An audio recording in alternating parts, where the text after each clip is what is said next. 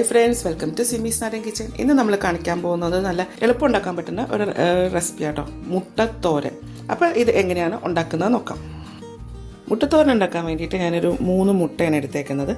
അതിലേക്ക് വേണ്ട സാധനങ്ങൾ: ഒരു വലിയ സവാള, 2 പച്ചമുളക്, കറിവേപ്പില. അപ്പോൾ സവാളയും പച്ചമുളകൊക്കെ നല്ല പൊടിയായിട്ട് വേണം അരിയാനായിട്ട്. പിന്നെ കുറച്ച് തേങ്ങ വേണം. ആദ്യമേ ഈ മുട്ടയിലേക്ക് ഈ സവാളയും പച്ചമുളകും കറിവേപ്പിലയും അരിഞ്ഞത് ഇതിൻ്റെ അകത്തേക്ക് ചേർക്കാം കേട്ടോ.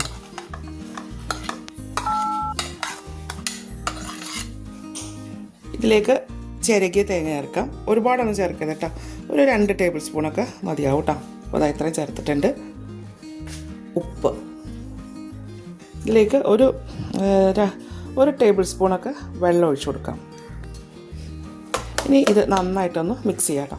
ആ വെള്ളം ഒഴിക്കുന്നത് മുട്ട നന്നായിട്ടൊന്ന് മിക്സ് ആകാൻ വേണ്ടിയിട്ടാട്ടോ. അപ്പോൾ ഓംലെറ്റ് ഉണ്ടാക്കാനും അതുപോലെ തോരനൊക്കെ ഉണ്ടാക്കാനായിട്ട് ഇച്ചിരി വെള്ളം ഒഴിച്ചിട്ട് അടിക്കുകയാണെന്നുണ്ടെങ്കിൽ മുട്ട നന്നായിട്ട് നമുക്ക് അടിച്ച് കിട്ടും കേട്ടോ. ചിലർ പാല് ചേർക്കാറുണ്ട്, ഞാൻ വെള്ളം കേട്ടോ ചേർക്കൽ. എന്നിട്ട് ഇത് നന്നായിട്ടൊന്ന് യോജിപ്പിച്ചെടുക്കാം.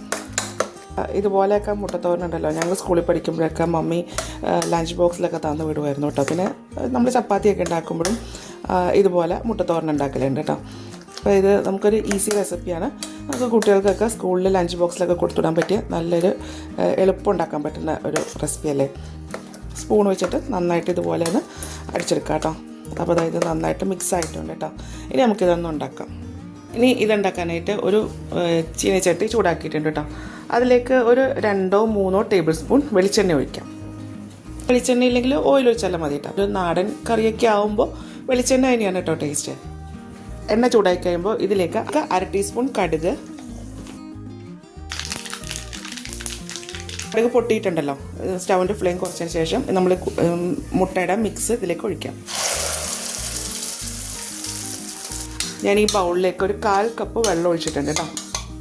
എന്നിട്ട് അത് ഇതിലേക്ക് ഒഴിക്കാം.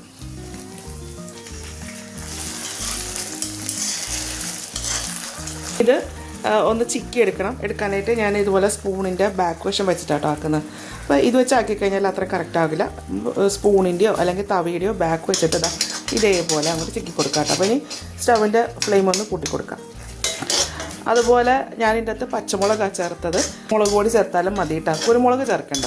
കുരുമുളകൊക്കെ ചേർക്കുമ്പോഴത്തേക്ക് ആ ഒരു ടേസ്റ്റ് അങ്ങ് മാറും കേട്ടോ. കുട്ടികൾക്കൊക്കെ സ്കൂളിൽ കൊടുത്തുവിടാനൊക്കെ ആണെന്നുണ്ടെങ്കിൽ മുളക് പൊടി ചേർത്തേച്ചാൽ മതി കേട്ടോ. ഒരു ടിപ്പ് പറഞ്ഞുതരാം. നമ്മൾ പച്ചമുളകിൻ്റെ എരിവൊന്ന് കുറയ്ക്കാൻ വേണ്ടിയിട്ട് ഞാൻ ചെയ്യുന്നൊരു ടിപ്പാട്ടോ. നല്ല പൊടിയായിട്ട് അങ്ങ് അരിയും, അപ്പോൾ അത്ര എരിവുണ്ടാവില്ല. എന്നാൽ പച്ചമുളകിൻ്റെ ടേസ്റ്റ് അത് നല്ലപോലെ ഉണ്ടാകുകയും ചെയ്യും കേട്ടോ.